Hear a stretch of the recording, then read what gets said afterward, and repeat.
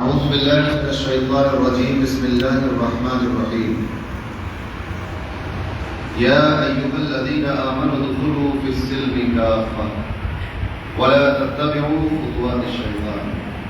صدق الله العظيم وبلغنا رسوله النبي الأمين الكريم الرؤوف الرحيم ونحن على ذلك لمن الشاهدين والشاكرين والحمد لله رب العالمين. قال الله تبارك وتعالى مخبرا وآمرا تكريما لحق نبيه وتعظيما إن الله وملائكته يصلون على النبي يا أيها الذين آمنوا صلوا عليه وسلموا تسليما. اللهم صل وسلم وزد وبارك عليه وعلى آله وأصحابه وبارك وعلى من لديه صلاة وسلاما عليك يا رسول الله صلى الله تعالى عليه وسلم. چلے جب حضور سوئے فلک بلغ العلا بکمالہ، کوئی دیکھے رخ کی چمک دمک کشف الدجا بجمالہ. وہ ہیں بے مثال دری چشک حسنت جمیع خصالہ، انہیں دیکھ لیں تو پڑھیں ملک صلو علیہ وآلہ. اللہم صل وسلم وبارک علیہ وعلى آله وأصحابه وأتباعه ومن لديه صلاة وسلاما عليك يا رسول الله صلى الله تعالى عليه وسلم. اللہ تبارک و تعالیٰ کا فضل و احسان کہ اس نے ہمیں اور آپ کو اس مبارک دن میں اپنی عظیم عبادت ادا کرنے کی توفیق عطا فرمائی، جس کے نتیجے میں ہم اور آپ اللہ کے اس عظیم شان جب میں حاضر ہیں. وقت مقررہ پر انشاءاللہ نماز جمعہ باجماعت ادا کی جائے گی. جمعے کی نماز سے پہلے جو خطبہ دیا جاتا ہے عربی کا، نبی کریم صلی اللہ علیہ وسلم ایسا ہی فرمایا کرتے تھے، اور اس وقت جو حالات ہوتے تھے، آپ جس طرح کی تربیت فرمانا چاہتے تھے، جو پیغام دینا چاہتے تھے، جو اصلاح کرنا چاہتے تھے، تو وہ جمعے کی نماز سے پہلے خطبے میں فرما دیا کرتے تھے. چونکہ ان لوگوں کی زبان عربی تھی تو ایک ہی خطبے سے کام ہو جاتا تھا. جب اسلام ایسے ممالک اور ایسی اقوام تک پہنچا جہاں کی زبان عربی نہیں ہے، وہاں کی کچھ اور زبان ہے، تو وہ جمعے سے پہلے کا خطبہ عربی کا تو باقی رہا، تو رہنا ہے باقی، اس کو عربی ہی میں ہو سکتا ہے، دوسری زبان میں نہیں ہو سکتا. تو علماء نے یہ ترکیب نکالی، اور بہتر اور بہت اچھی ترکیب ہے کہ اس سے عربی کے خطبے سے پہلے جو کچھ عرض کرنا ہو وہ اس مقامی زبان میں جو لوگ سمجھتے ہوں اس میں کہہ دیا جائے، اور اس کے بعد پھر عربی خطبہ جیسا کہ ہے ویسا اس کو ادا کیا جائے. فاضل نوجوان نے ابھی میرے لیے جو اعلان کیا، انہوں نے کہا قادری سما حاضری، تو میں وضاحت کروں. سما اس وقت لگتا ہے جب پہلے والے کو ترک کر دیا جائے، دوسرے کو اختیار کیا جائے. جیسے حضرت نظام الدین اولیاء بدایونی سما دہلی، بدائی میں پیدا ہوئے، وہاں پڑھے، پھر بدایوں کی سکونت ترک کر کے دلی آ گئے تو سما دہلی ہو. تو قادری کسی شہر کی اہمیت نہیں ہے، سکونت نہیں ہے، نہ ازہری کسی شہر کی سکونت ہے. قادری میں اس وجہ سے ہوں کہ میں غوث اعظم کے سلسلے میں مرید ہوں، اور ازہری اس وجہ سے مجھے کہہ دیا جاتا ہے کہ ازہر شریف جامعہ ازہر قاہرہ مصر میں میں نے بھی کچھ دنوں جو ہے مٹر کشتی کی ہے اور حوالہ کرتے کر کے چلایا. تو ازہری حالانکہ میں لکھتا نہیں ہوں کیونکہ میں اس لائق نہیں ہوں کہ اتنے بڑے ادارے سے اتنی بڑی دعوت العلم اور منارت العلم ازہر شریف سے اپنے آپ کو منسوب کروں. یہ محبت ہے آپ کو کہ آپ لوگ یہ کہہ دیتے ہیں. تو اللہ تبارک و تعالیٰ نے ارشاد فرمایا، اے ایمان والو، دین میں پورے پورے داخل ہو جاؤ. یا ایھا الذین آمنوا ادخلوا فی السلم کافہ. ابھی بات ایک عجیب و غریب بات ہے. کیا دین کے بھی کئی حصے ہیں کہ ایک حصے میں داخل ہو تو یہ کہا جائے کہ ابھی آدھے داخل ہیں،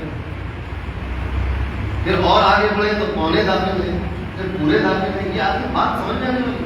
پھر کلمہ مکمل پڑھا ہے، ارکان اسلام کو مکمل مانا ہے، قرآن کریم کو مکمل مان لیا ہے، قضاء و قدر پر ایمان لا چکے ہیں، جنت اور دوزخ اور فرشتوں اور انبیاء اور رسولوں پر ایمان لا چکے ہیں، توحید کا اعلان کر چکے ہیں، ہر چیز تو مان چکے ہیں. اس کے بعد اللہ فرما رہا ہے اے ایمان والو، یعنی ایمان میں شک نہیں، ایمان تو ہے. فی السلم کافہ، دین میں مکمل داخلے کی بات کی جا رہی ہے۔ پتہ یہ چلا کہ اقرار کر کے، دل سے تصدیق کر کے ایمان تو حاصل ہو گیا ہے، مگر ابھی دینداری حاصل نہیں ہو گئی۔ دینداری ایک الگ چیز ہے، اس کو پریکٹس کرنا پڑتی ہے، اس کو برتنا ہوتا ہے، اس کو اپنانا ہوتا ہے۔ ایمان تو اقرار کا نام ہے، تصدیق کا نام ہے، مان لینے کا نام ہے۔ ہم نے اللہ کو رب مان لیا ہے، وحدہ لا شریک لہ مان لیا ہے، تمام رسولوں کو اللہ کا سچا رسول مان لیا ہے، آخری نبی خاتم النبیین محمد مصطفیٰ صلی اللہ علیہ وسلم کا کلمہ پڑھ چکے ہیں۔ اب ان کے بعد کوئی نبی نہیں آنے والا، اس پر ایمان لا چکے ہیں۔ فرشتوں پر ایمان لا چکے کہ فرشتے پر حق ہیں، قضاء و قدر پر ایمان لا چکے کہ اللہ کی طرف سے ہے، جنت و دوزخ پر ایمان لا چکے، کتابوں پر ایمان لا چکے، ایمان کو مان چکے ہیں۔ اس کے بعد اللہ کا یہ حکم ہے ادخلوا فی السلم کافہ، دین میں مکمل داخل ہو۔ آگے فرمایا ولا تتبعوا، اب تمہیں کسی نہ کسی کے پیچھے چلنا ہے، اتباع کرنی ہے تو کس کی کرنی ہوگی؟ فرمایا کہ اس کی نہ کرنا، ولا تتبعوا خطوات الشیطان، شیطان کے نقش قدم میں نہ چلنا۔ غور کرنے کی بات یہ کہ شیطان کا راستہ ہے کون سا؟ آخر وہ ایسا کیا کرتا ہے؟ کہ شیطان شراب پیتا ہے؟ کیا شیطان سود لیتا ہے؟ کیا شیطان جو ہے وہ جوا کھیلتا ہے؟ کیا شیطان ماں باپ کی بے عزتی کرتا ہے؟ کیا کرتا ہے شیطان؟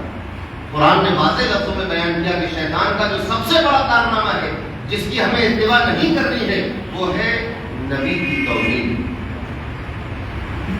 جب نبی کو سجدہ کرنے کی بات اللہ نے کہی، حکم دیا، تو شیطان نے نہیں کیا سجدہ۔ یہ ہے شیطان کا نقش قدم۔ اور سجدہ نہیں کیا کس بنیاد پر؟ ابا واستکبر، انکار کیا اور کیا کیا؟ تکبر کیا، کبر و نخوت میں ڈوب گیا۔ اور کیا کہا؟ انا خیر من، پتا چلا کہ اپنے آپ کو دوسروں سے بہتر سمجھنا یہ شیطان کے نقش قدم ہے، دوسروں کو اپنے سے کمتر سمجھنا یہ شیطان کا راستہ ہے اور شیطان کا مسلک ہے۔ تو اپنے آپ کو ہر کسی سے بہتر سمجھنا یہ اللہ کے بندوں کی شان نہیں ہے۔ بندہ تو اللہ کا وہ ہے جو اپنے آپ کو عاجزی اور انکساری میں کمتر جانے، حقیر سمجھے، تو پھر اللہ اس کے بلند مرتبے بلند فرماتا ہے۔ تو شیطان کے تکبر اور گھمنڈ اور کبر اور نخوت اور بڑائی یہ شیطان کے نقش قدم ہے، اس سے ہر حال میں دور رہنا ہے۔ اللہ کو گھمنڈ اور تکبر پسند ہے، عاجزی کی انکساری پسند کرتا ہے، نبیوں سے عاجزی انکساری پسند کرتا ہے، فرشتوں سے عاجزی انکساری پسند کرتا ہے۔ اور حد تو یہ ہے کہ وہ اپنے محبوب عظیم سے، خلیل اعظم سے، محبوب اعظم سے، آخری نبی محمد مصطفیٰ سے بھی عاجزی انکساری پسند کرتا ہے۔ وہ پسند کرتا ہے کہ میرا حبیب سجدے میں رہے۔ اگر وہ پسند نہ کرتا حبیب کا سجدہ تو کل قیامت کے دن یہ کہتا کہ حبیب تم ایک تقریر کرو، تم ایک باز کہو، تم خطاب کرو۔ نہیں، فرمایا کہ حبیب تم سجدہ کرو۔ اور فرمایا صحیحین کی حدیث ہے، نبی کریم فرماتے ہیں کہ میں سجدہ کروں گا اور اس سجدے میں میں وہ حمد و ثنا بیان کروں گا جو اس وقت اللہ مجھے سکھائے گا۔ تو اللہ کو پسند ہے عاجزی۔ اسی لیے نبی کریم صلی اللہ علیہ وسلم نے سب سے بڑھ کر اللہ کی بندگی کی، سب سے بڑھ کر اللہ کے سامنے عاجزی اور انکساری کا مظاہرہ ہے۔ ان سے زیادہ بہتر عبادت کوئی نہیں کر سکتا نبی۔ تو شیطان کی اتباع نہیں کرنی ہے، گھمنڈ نہیں کرنا ہے، بڑائی نہیں کرنی ہے، شیخی نہیں کرنی ہے، مؤدب رہنا ہے۔ اب دین میں داخل ہو جاؤ، وقت چونکہ مختصر ہے تو میں بہت اختصار کے ساتھ سمجھانے کی کوشش کرتا ہوں، عرض کروں گا کہ ایک مرتبہ ایک شخص بہت صاف ستھرے کپڑے، اجلا چہرہ، طراز قد، نبی کریم صلی اللہ علیہ وسلم کی بارگاہ میں حاضر۔ محدثین نے اس حدیث کو بہت تفصیل سے لکھا ہے، راویوں نے ہر لفظ کو وضاحت کر دی ہے، شارحین نے اس پر دریا بہا دی ہے۔ قصہ مختصر یہ کہ آنے والے نے کہا یا رسول اللہ، ایمان کسے کہتے ہیں؟ اسلام کسے کہتے ہیں؟ احسان کسے کہتے ہیں؟ آپ نے تینوں کے تشریح بخش جواب عطا فرمایا۔ یہاں واقع نگاری مقصود نہیں، میں یہ بتانا چاہتا ہوں کہ دین ہے کیا؟ ایمان، اسلام اور انسان، تین سوال کیے اس نے، تینوں کے جواب دیے گئے۔ اور یہ سب کو معلوم ہے کہ ایمان کیا ہے؟ اقرار کرنا، تصدیق کرنا اللہ کی، اس کے رسولوں کی، کتابوں کی پوری تفصیل۔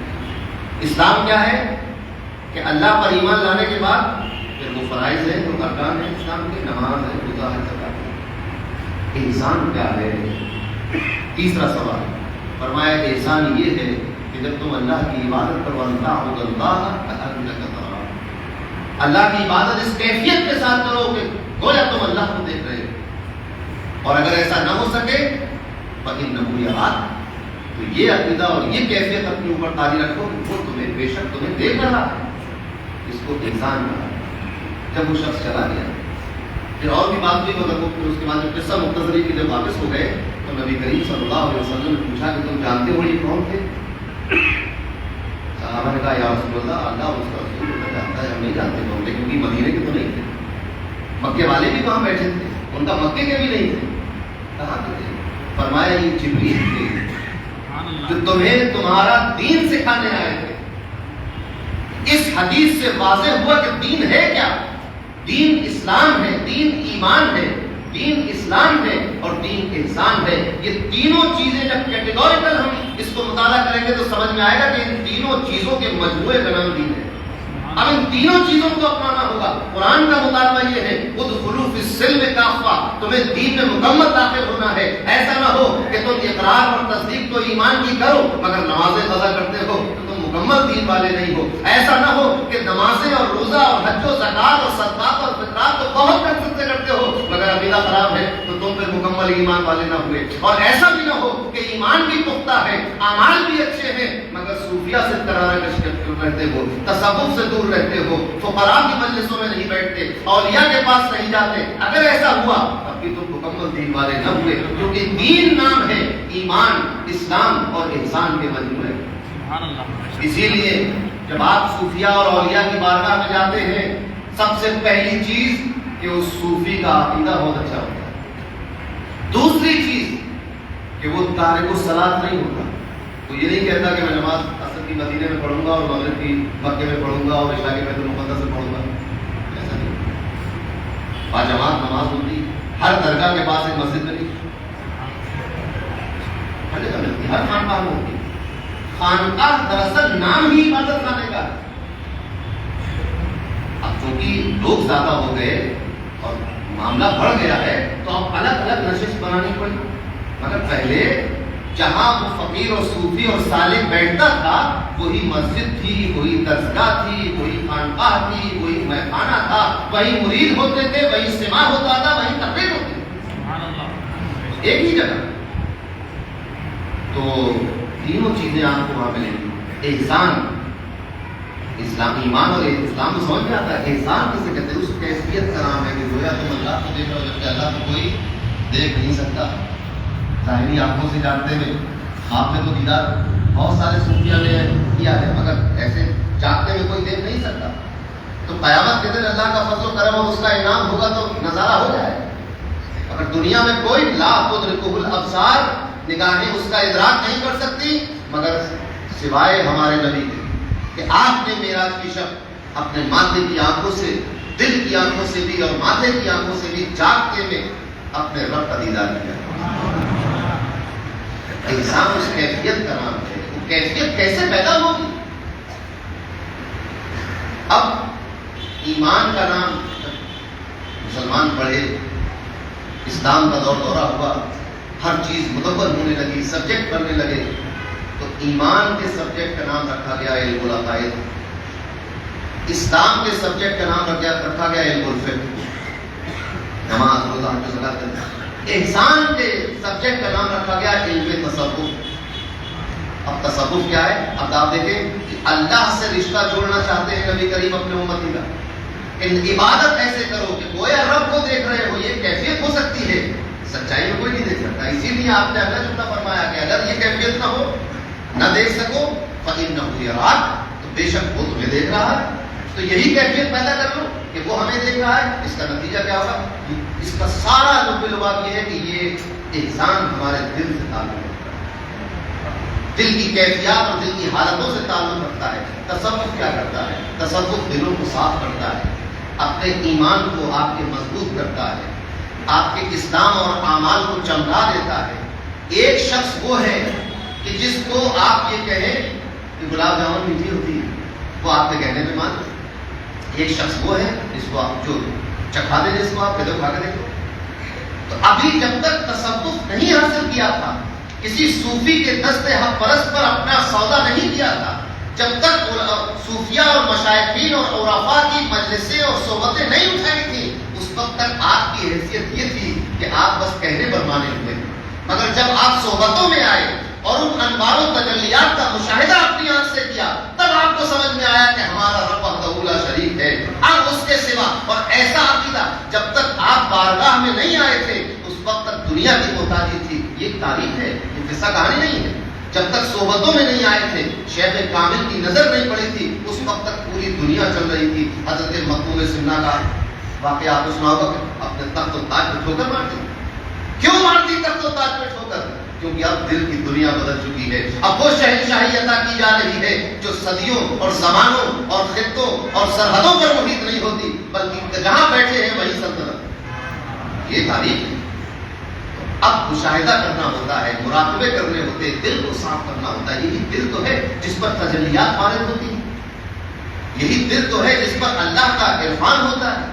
نبی کریم نے فرمایا کہ انسان کے جسم میں گوشت کا ٹکڑا ہے، مردہ ہے، دوسرا ہے، وہ صحیح ہو تو جسم صحیح ہے، وہ خراب ہو تو پھر خراب ہے. الا وہی القلب، ہوشیار رہو، سمجھدار رہو، جان لو کہ وہی تو دل ہے. اشارہ کر کے فرمایا التقوی ہا ہونا، ایسے فرمایا التقوی ہا ہونا، التقوی ہا ہونا. تقوی دل میں ہوتا ہے، یہاں پر ماتھوں پہ نہیں ہوتا، داڑھی میں نہیں ہوتا، جبوں میں نہیں ہوتا. التقوی ہا ہونا پتہ اس وقت چلتا ہے تقوی کا جب آپ کی مرضی کے خلاف کوئی بات ہو رہی ہو تو پھر دیکھا جاتا ہے کہ تقوی کیسا ہے. ایئر کنڈیشن کمرے میں بیٹھ کر تو ہم بہت بڑے متقی ہیں، اس سے بڑا متقی کون ہے؟ مگر جب میدان عمل کی بات آتی ہے، جب اپنی خواہشات کو چھوڑ کر اپنے نفس کی گردن پہ پیر رکھ کر اللہ کا قرب حاصل کرنے کی بات آتی ہے تقویٰ وہاں سمجھ میں آتا ہے. ایک بہت بڑے بزرگ حضرت بایزید بستامی اللہ تبارک و تعالیٰ سے سوال کیا ایک کیفیت میں کہ مولا تیرا قرب کیسے آتا ہے. ادھر سے الہام ہوا، جواب آیا اترک نفسک و تعال، اپنے نفس کو چھوڑ دے اور چلا. تو اپنا نفس لے کر کوئی اللہ کے قرب میں نہیں جا سکتا. نفس کو ترک کرنا ہوگا. جب نفس ختم ہو جائے گا تو پھر اگلا قدم جو ہے وہ قرب الہی کی منزل. کوئی متقی ہو جاتا ہے اور جب انسان متقی ہو جاتا ہے تو قرآن گواہی دے رہا ہے ان المتقین فی جنات و نہر فی مقعد صدق عند ملیک مقتدر. جب انسان متقی ہو جاتا ہے، اپنے نفس کو چھوڑ دیتا ہے، باادب ہو جاتا ہے، تقوی شعار ہو جاتا ہے تو اللہ نے فرمایا کہ قیامت کے دن سچائی کی مسندوں پر عند ملیک مقتدر، قیامت کے دن کے مالک کے قریب بٹھا لے جائیں گے. اللہ کے قریب بیٹھا، جبکہ اللہ قرب و سے بات، جہاد سے بات ہے. آپ یہ نہیں کہہ سکتے اللہ یہاں سے قریب ہے وہاں سے دور. مگر پھر بھی اس نے اس قرب کو بتانے کے لیے اپنے بندوں کو یہ ترکیب استعمال فرمائی عند ملیک مقتدر، کہ وہ اللہ کے قریب سچائی کی مسندوں پر بٹھائے جائیں گے. ہو سکتا ہے کہ دنیا میں اس کو کوئی پوچھتا نہیں تھا، ہو سکتا ہے کہ دنیا میں لوگ اس کو دیوانہ سمجھتے تھے، ہو سکتا ہے کہ دنیا میں اس کو لوگ غریب اور خلاش سمجھ کر اس کی طرف رجوع نہ کرتے ہو. مگر قیامت کے دن اس کا حال یہ ہوگا اگر وہ متقی ہے تو حال یہ ہونا ہے کہ بڑے بڑے سرمایہ دار اور مالدار اور بادشاہ اور دنیا دار تو دور کھڑے ہوں گے اپنے گناہوں کا بوجھ لیے ہوئے، اور یہ غریب جس کے کپڑوں میں پیبند لگے ہوئے تھے، جو فاقہ کرتا تھا، جو ایک چھوٹے سے معمولی سے پھوس کے گھر میں رہتا تھا، فی مقعد صدق عند ملیک مقتدر، اللہ کے قریب سچائی کی مسندوں پر بیٹھا رہتا ہے. یہ ہے دین، اور یہ ایسا دین ہے کہ روئے زمین پر اس دین کے جیسی رہنمائی اس وقت دین اس زمین پر کسی دین کے پاس نہیں. یعنی یہاں سے لے کر کہ اگر تمہیں ایک چونی بھی پڑی مل جائے تو کیا کرو، یہاں سے رہنمائی ہے. ایسا نہیں ہے کہ زندگی کے کسی لمحے میں خالی چھوڑ دیا دین نے آپ کو. جو سوال ذہن میں آ سکتا ہوا زندگی سے متعلق، اپنی زندگی پیدا ہونے سے لے کر دفنانے تک جو سوال ذہن میں آ سکتا ہو اس کا ایک پاکیزہ جواب، اور ایسا جواب کہ اس سے زیادہ پاکیزہ حل کسی کے پاس نہیں. پاکیزگی، طہارت، شائستگی، تہذیب، متانت، اس کا نام ہے دین اسلام. امن، تسلیم، اللہ کی مرضی پر اور اس کے فیصلوں پر راضی رہنا، اس کا نام ہے دین اسلام۔ اللہ نے فرمایا ان الدین عند اللہ الاسلام، اللہ کا پسندیدہ دین اسلام۔ تو ہمیں یہ کوشش کرنی چاہیے کہ ہم مکمل طور پر دین میں داخل ہو جائیں، اپنے عقیدے کو درست رکھیں، کوئی کمپرومائز نہیں ہو سکتا ہے۔ عقیدے مضبوط رکھو، خوش عقیدہ رکھو اپنے آپ، عقیدے کی حفاظت، کیونکہ وہی بنیاد ہے۔ پھر اگر وہی نہیں ہوگا تو کتنے ہی 10,000 عمریں صحیح کسی کام نہیں آئے۔ عقیدہ مضبوط، پھر اعمال اچھے۔ جب نیک اعمال بندہ کرتا ہے تو اس کا ایمان مضبوط ہوتا چلا جاتا ہے اور اس پہ ایک روشنی اور چمک آتی چلی جاتی ہے اور اس کو اللہ کے قرب کا راستہ ملتا ہے۔ تو نیک اعمال کے بغیر تو پھر زندگی ایسی ہے جیسے دوسرے مخلوق جی رہے، وہ کوئی کیا اللہ کا کفر کرتے تھے؟ کبھی کسی بکری کو دیکھا شرک کرتے ہوئے؟ نہیں۔ کسی پیڑ کو، سورج چاند ستارے، کوئی بھی مخلوق اللہ کی کبھی دیکھا مشرک اس کو؟ نہیں دیکھا۔